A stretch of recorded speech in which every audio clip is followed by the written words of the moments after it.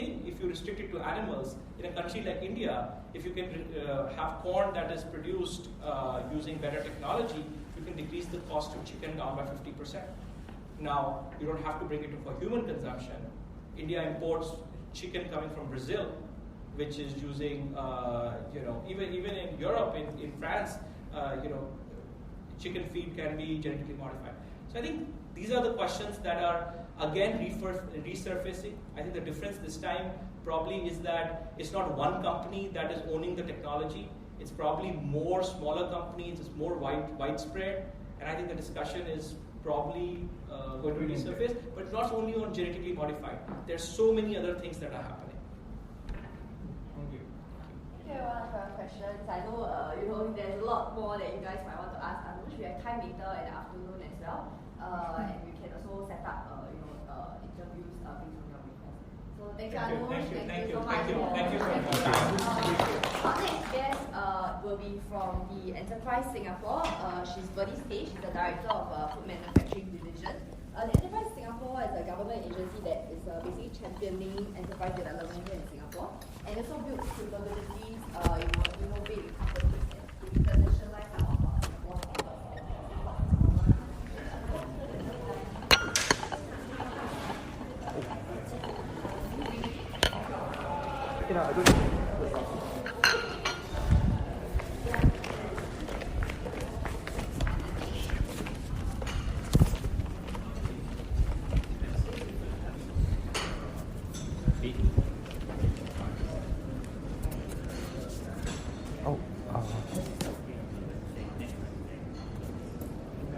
Sorry.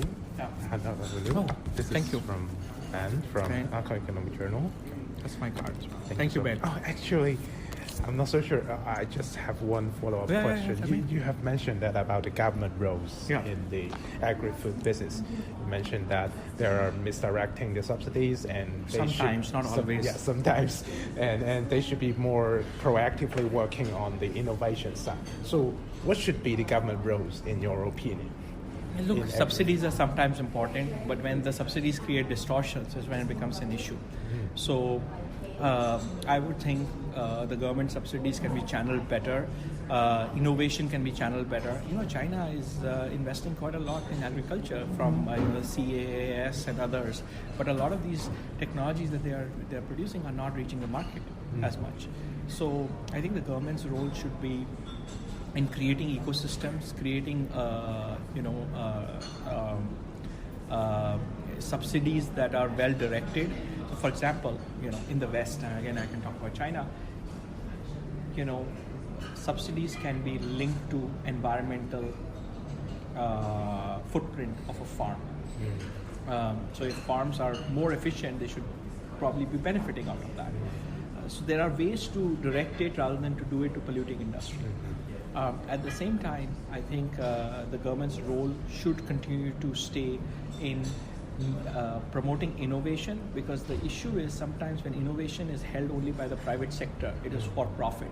Well, certain things in agriculture are not always for profit. So when the government can focus on innovation, that's obviously there. So I think combination of those two would be how I would think about it. Is it because some of the challenge are the industry in nature is actually not so digitized, or it remains in all the traditional practice, human practice, that it is difficult to measure the effort or profits or efficiency with all these traditional practice?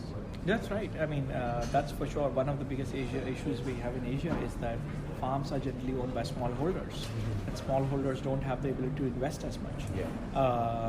So that is an issue. But as you rightly said, you can solve it through digital platforms.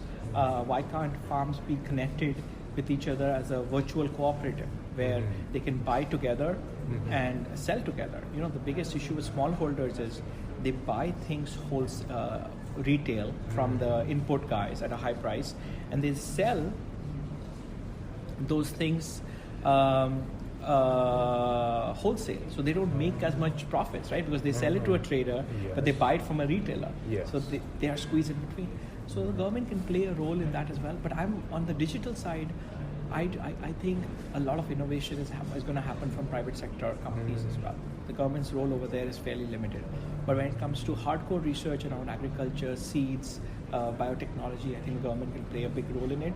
And then I think the other one is to direct the subsidy and the funds they have in the right way, so that the right people who are doing it in the right way are getting those funds rather than sort of just doing it because it's a political issue and so on and so forth. Oh, I see. So the subsidy should be more directed to the innovation or technology side rather than they just... So innovation technology needs to be promoted. It's less of subsidy because you don't subsidize a startup.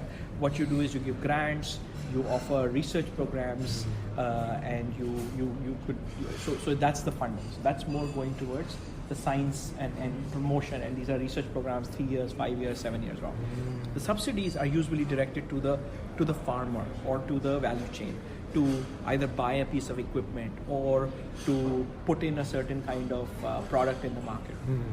And that's where a lot of distortion sometimes comes in, because you're promoting something you don't need and you're not in touch with that. So I think it has to be both: is promote research as well as to do a better job of directing the subsidies which are there. I see. Yeah. Thank you so much. Thank you. Thank you so Okay. much. If any questions, do